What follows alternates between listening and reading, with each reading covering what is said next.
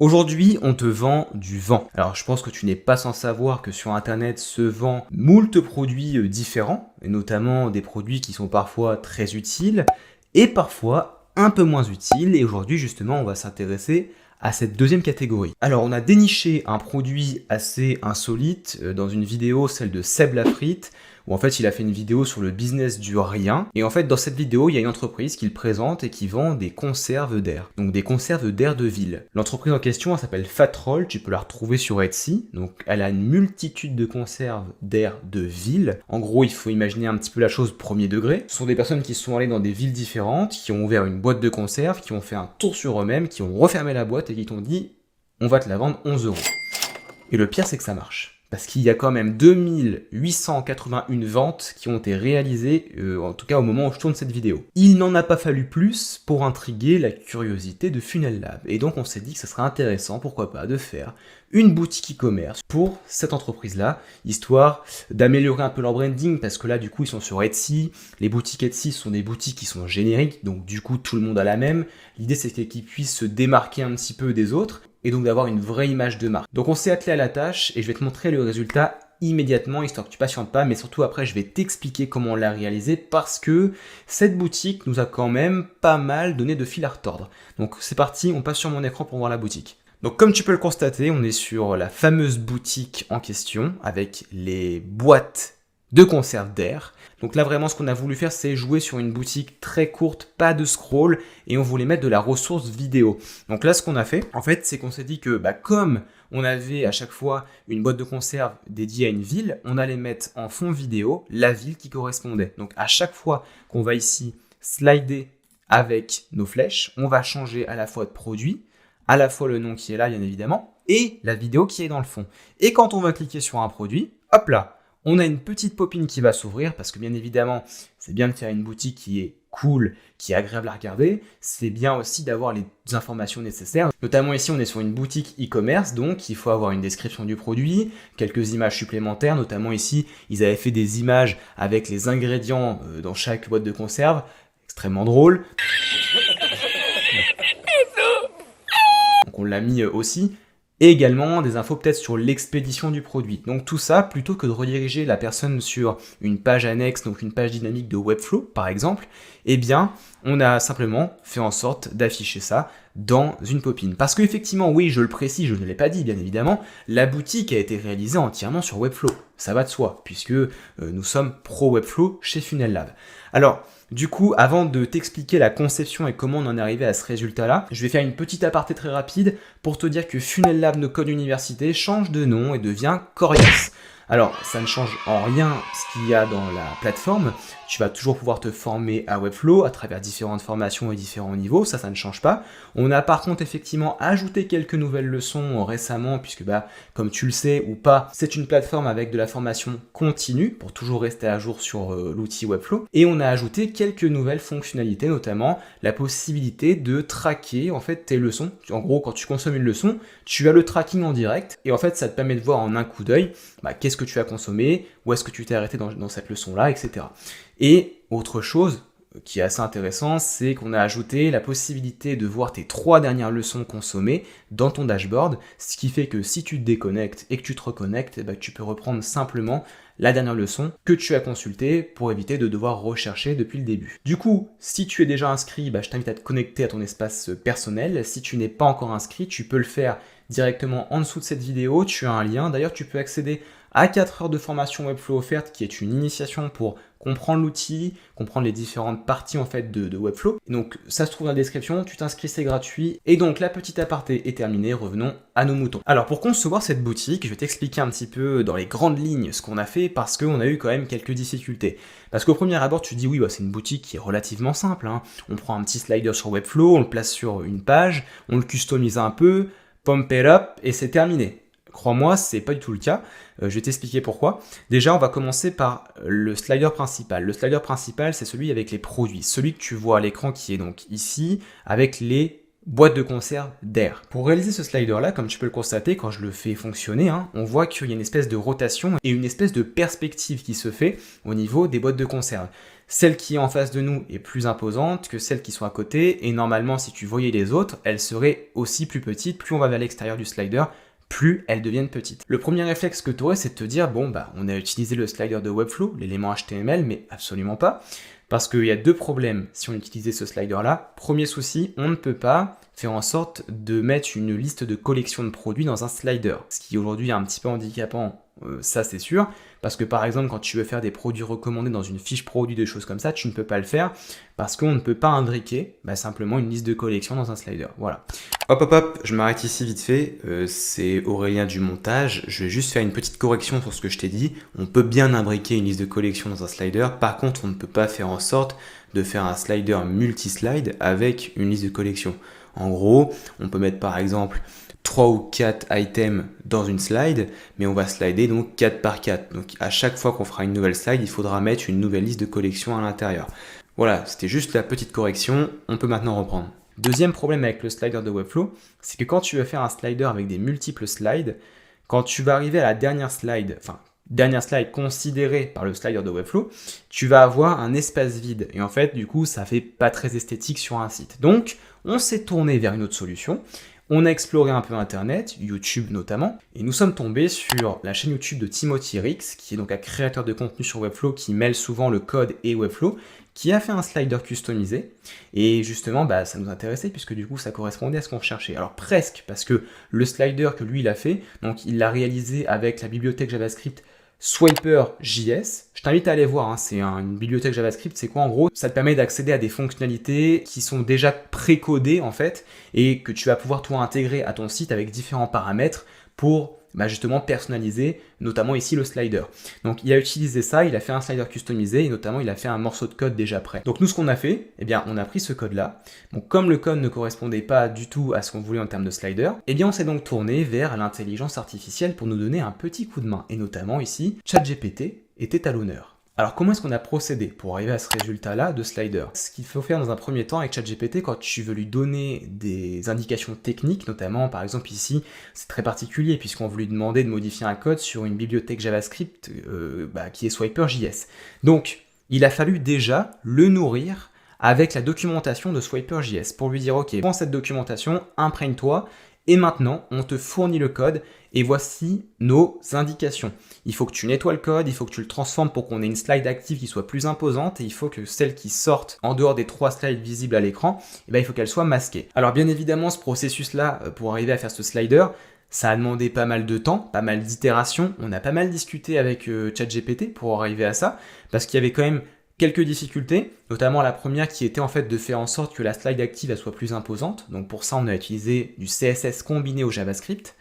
Oui, je vais pas rentrer dans le détail, mais du coup on était obligé de passer par là. Mais c'était pas non plus la chose la plus complexe. Celle qui était plus complexe, c'était de masquer les slides qui étaient en dehors des 3 visibles à l'écran. Parce qu'en fait, il existe une technique habituellement qu'on peut utiliser pour masquer des éléments qui vont sortir par exemple d'un slider ou d'un bandeau qui va défiler. Je prends un exemple concret. Quand tu fais sur un site un bandeau avec des logos qui va défiler, tu sais, en gros, ton bandeau va défiler et pour éviter que quand les logos disparaissent, ça disparaisse de manière brutale, on va en fait faire en sorte qu'ils disparaissent de manière progressive, c'est-à-dire quand ils vont passer derrière un élément, on va avoir l'impression qu'ils se fondent en fait. Pour faire ça, c'est simple. Si quand tu connais la technique, bien évidemment. En gros, tu prends ton container avec les logos qui défilent à l'intérieur et à ce container-là, tu vas mettre 2 divs aux extrémités avec une certaine dimension en largeur. Tu vas appliquer un gradient, donc un dégradé linéaire. À l'extrémité la plus à l'extérieur, tu vas mettre la couleur du fond de la section. Tu fais la même chose pour l'extrémité de la div qui est le plus vers l'intérieur, sauf que tu mets un effet transparent qui fait que quand le logo va passer derrière cette div-là, il va se fondre de plus en plus. Et on a l'impression comme ça qu'il disparaît. Bien sûr, ce n'est pas le cas, mais ça donne l'impression. Cette technique-là ne fonctionne que quand tu as une section en fond qui va être en fait de couleur unie. Si tu as un dégradé ou si tu as comme nous ici un fond vidéo, c'est pas possible, ça marche pas.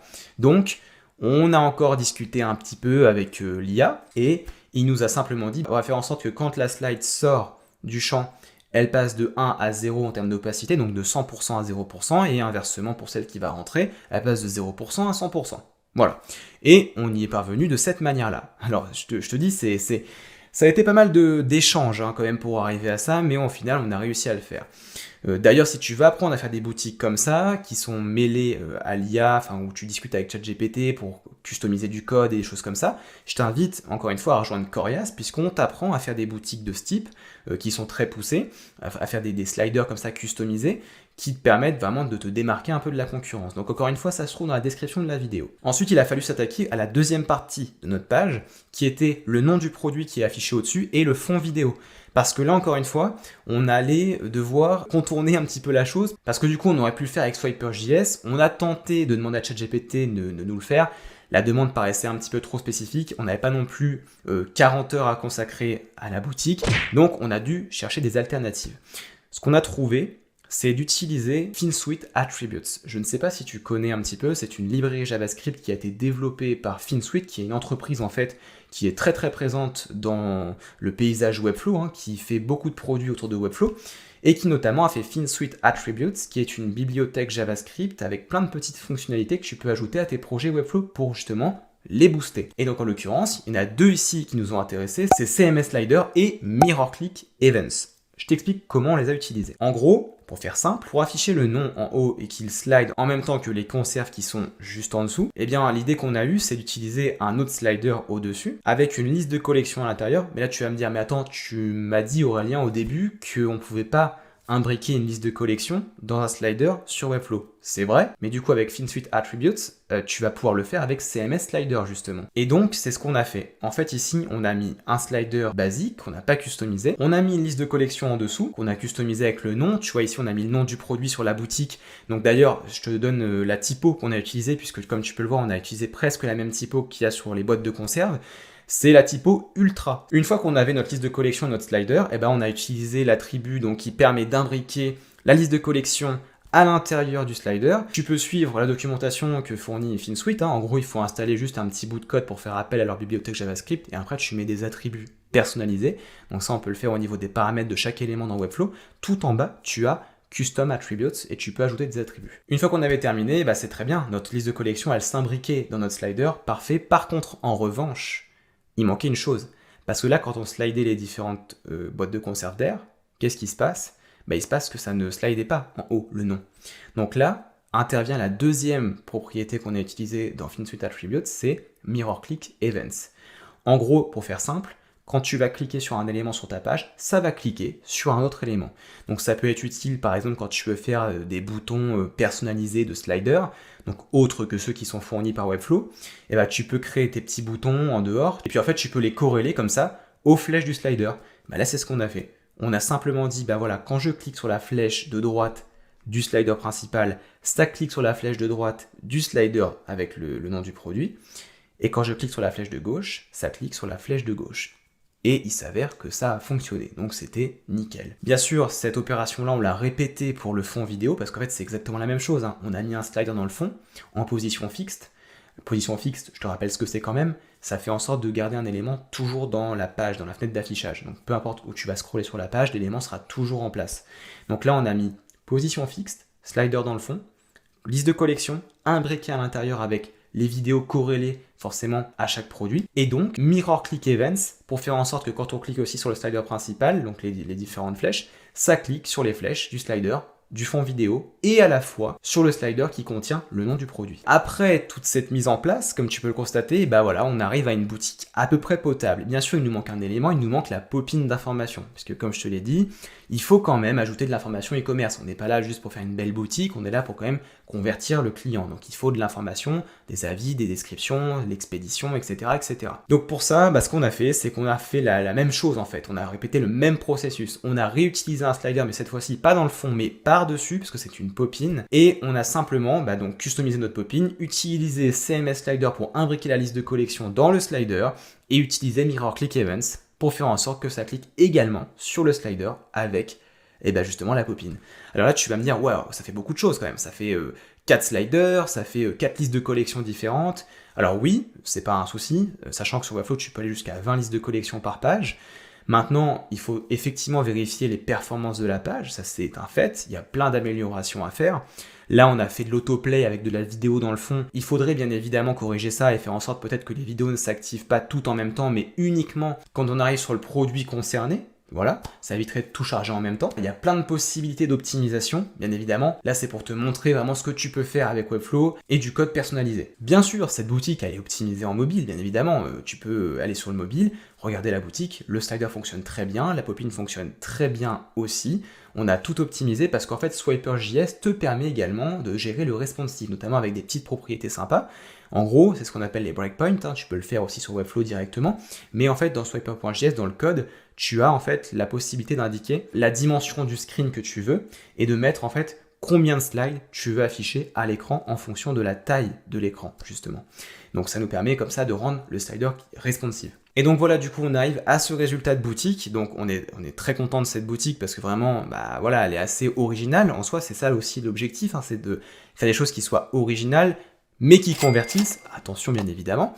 Et donc, comme tu peux le constater, donc il y a plusieurs choses ici que je peux te donner en termes de tips. Déjà, premièrement, on a fait un petit bouton de panier customisé. Tu vois ici, on a un icône pour ajouter au panier, ce qui normalement n'est pas possible de faire en fait avec les options de Webflow. Il faut ruser un petit peu pour arriver à faire ce type de bouton-là. Mais d'ailleurs, ce bouton, on l'apprend au sein des formations avancées de Corias. Donc, si jamais tu veux l'apprendre, n'hésite pas à nous rejoindre. Tu pourras apprendre à réaliser ce type de choses. Voilà, bref, il y a beaucoup de choses à te dire sur cette boutique. Si tu as aimé la boutique, n'hésite pas à nous mettre un like. Abonne-toi aussi, bien évidemment, à la chaîne pour être informé des futures vidéos. Comme tu l'as constaté, on a utilisé pas mal de code pour cette boutique-là. Là, tu pourrais te dire, ouais, mais moi, c'est pas du tout mon truc, je ne sais pas coder. T'inquiète pas, il n'y a pas besoin de savoir coder. La seule chose dont tu as besoin, c'est de savoir maîtriser les outils qui te permettent de décupler tes compétences. Donc, en gros, là, on n'a pas écrit le JavaScript pour faire le slider. On a simplement utilisé un code existant et on l'a remodelé avec une IA, donc avec du coup ChatGPT. Donc là, en gros, ce qu'il faut que tu apprennes à faire, c'est à maîtriser cet outil-là qui est extrêmement puissant. Et bien sûr, c'est toujours intéressant d'avoir quelques notions en code pour pouvoir corriger ChatGPT, parce que parfois, il te donne des résultats qui ne sont pas non plus très très bons, mais c'est pas nécessaire, ok ? C'est tout pour moi du coup pour cette vidéo. On se retrouve donc très bientôt. Je te dis à la prochaine. Ciao.